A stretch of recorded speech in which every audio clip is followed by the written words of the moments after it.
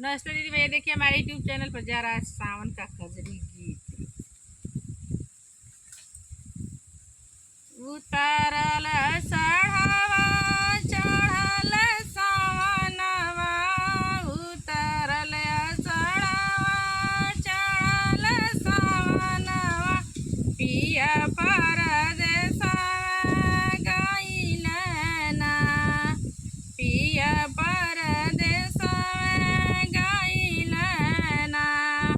जेहि बतैहा मोरे पिया के अवनवा, जेहि बतैहा मोरे पिया के अंगनवा, ओके हम देबो सोने के कंगनवा, ओके हम देबो सोने के कंगनवा।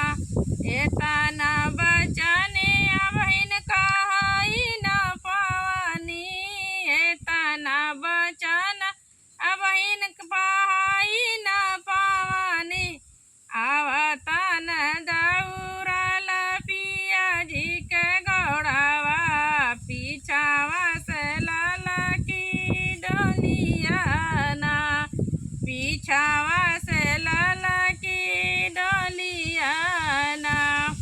बाहरी तू बाड़ू की भीतरी हो सासू, बाहरी की बाड़ू भीतरी हो सासू, आवा परिछिला सतिनिया ना, आवा परिछिला सवतिनिया ना।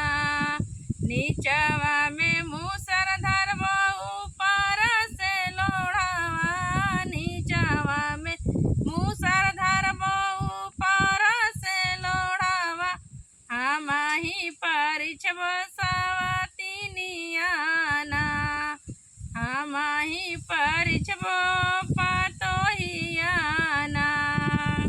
भीतरी भाड़ू की बाहरी हो सासू, आवा परिछला मोर सतिनिया ना, आवा परिछला मोर सतिनिया ना।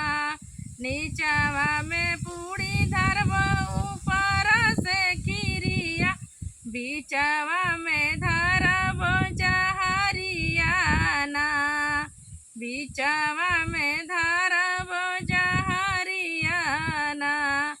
खाई तक पुड़िया खिरिया बड़ा निक लागल, खाई तक पुड़िया खिरिया बड़ा निक लागल, तवल के मुड़िया पटकली पतोहिया, तवल के मुड़िया पटकली पतोहिया, खाई लिहाली जहरवा ना, खाई लिहाली जहरवा ना।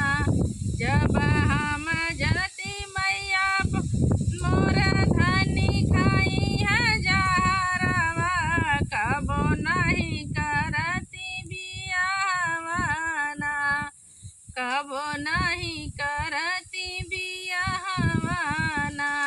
बियाहल